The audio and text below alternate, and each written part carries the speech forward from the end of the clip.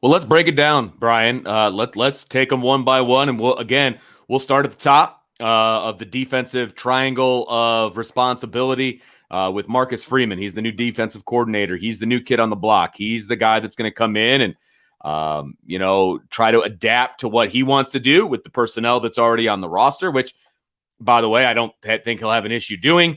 But that is his charge. That is what he is supposed to do. He needs to take this defense at the very, very, very, very least, make them as good as they were last year, but hopefully take them to that next step.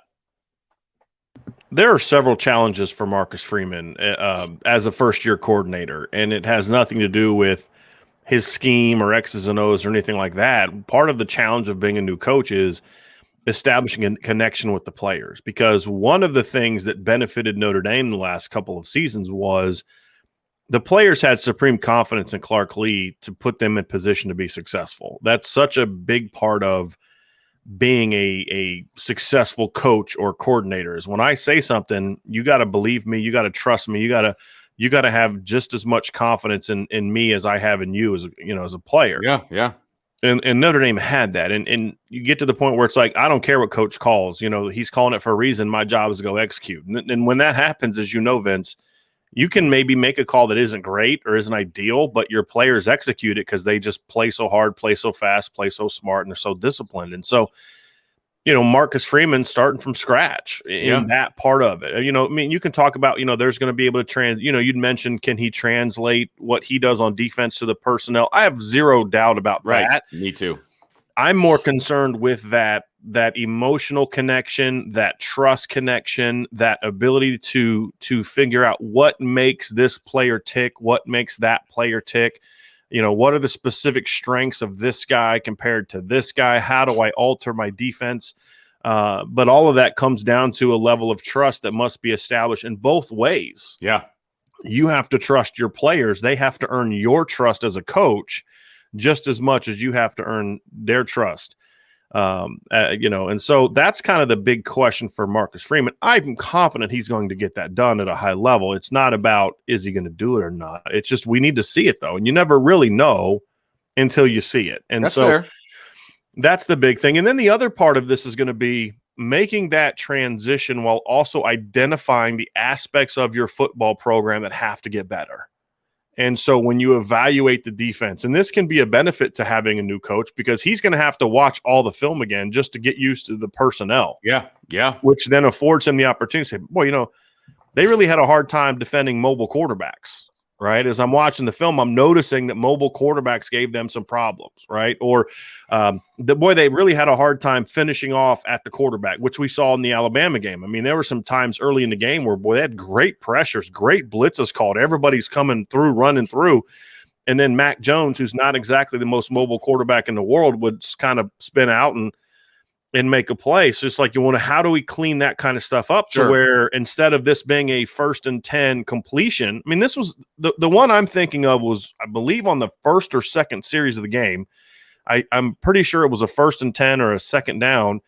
And Drew White comes just free. And there was 2 or 3 guys that just came free up the middle. Mac Jones spins outside and throws the ball to the tight end for a 6 or 7, 8 yard gain. And they end up moving the chains. Well, what if that blitz hits home? And now all of a sudden it's 2nd and 19. You got a good chance of getting off the field. And instead of it being 14-0 or 21-0, it's 7-0 and you're getting the ball back. So, how do you clean that stuff up? And so that is the challenge for Marcus Freeman is Notre Dame can't just continue being as good as they've been on defense. Ideally, you'd like to get better. And that doesn't mean monumental changes. It just means some tweaks here, some tweaks there, areas that can be the difference between us being able to make that 1 or 2 stops per game against the best teams to allow us to win these football games. And so that's the challenge in front of Coach Freeman. Then, of course, there's the recruiting challenge of, number one, finish doing well in this class. There's a lot of excitement on the recruiting trail about Marcus Freeman, and he's already had success. You've got Tyson Ford committed because of him, Aiden Gobert committed because of him. But can they maintain that through the course of this entire class? Well, and it's interesting because I just want to clarify. He's kind of coming in as the closer with a lot of those guys. A lot of the groundwork has already been laid a lot of it, right? Well, like with Tyson Ford, to your point, Tyson Ford liked Notre Dame. Notre Dame was in his top 4. They were probably second for him. And Mike Elson had done a phenomenal job getting Notre Dame to that point. And to your point, that's, you kind of put it over the top. Notre Dame was number 2 with Aiden Gabera.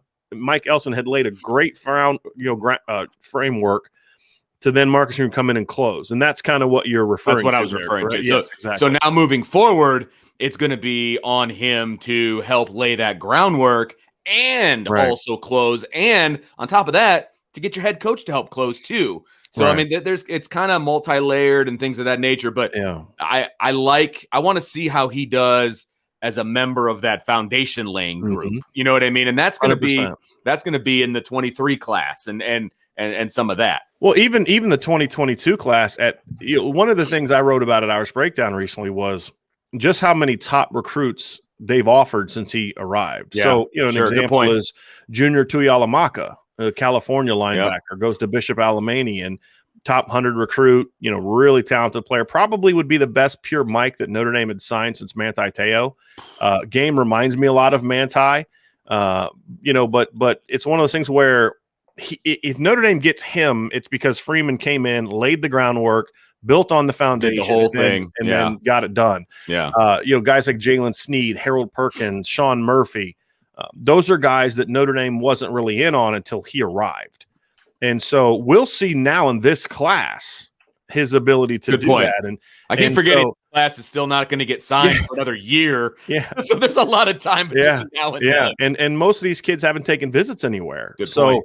So that's another part of it. So, I mean, he's got a tremendous opportunity. And also, to then your point, the 23 and 24, that's going to be determined by as much by the product you put on the field as anything. And so you've got to keep that momentum going. If Notre Dame takes a step back on defense this year for whatever reason, then you look at it and say, well, really good guy, did great at Cincinnati, but is he as good as people made him out to be? Is he as good as Clark Lee? It may be unfair, but that's going to be sort of the talking points. And that's certainly what opposing coaches are going to say about it. So if he can at least keep this thing going, then you can build on that recruiting momentum. If you make it even better, then I mean, you're going to be one of the biggest names in the business. No question.